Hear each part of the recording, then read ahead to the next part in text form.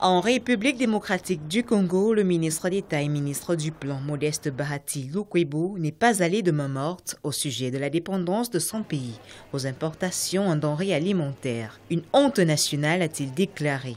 Environ 80% des céréales consommées sont importées dans un pays qui dispose de 80 millions d'hectares d'étendue de terres arables, 4 millions d'hectares de terres irriguées, de nombreux cours d'eau, avec d'importantes ressources halieutiques. Chaque année, la République démocratique du Congo dépense environ 1,5 milliard de dollars pour assurer la survie alimentaire à près de 80 millions d'habitants. Le potentiel des terres agricoles congolaises est encore trop peu exploité. Il n'est pas normal qu'on continue d'importer de la nourriture alors que nous avons des millions d'hectares de terres arables.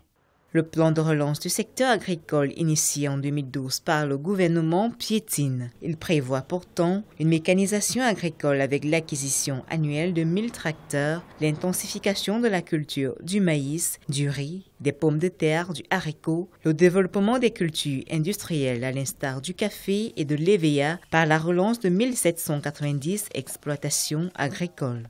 Lorsque vous avez les ingénieurs, vous avez l'eau, vous avez de l'impact, il ne vous reste justement que les populations à s'impliquer massivement dans la culture du riz. Je suis convaincu que c'est la RDC qui tient le cadre dans ce sens-là.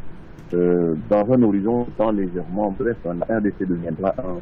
Tout de même, le secteur agricole contribue pour 36% au produit intérieur brut en République démocratique du Congo. Cependant, une politique du développement agricole plus soutenue permettra d'assurer l'autosuffisance alimentaire de la population et garantir la stabilité macroéconomique de ce pays qui fait face à la vulnérabilité de son économie très dépendante du secteur des mines et hydrocarbures.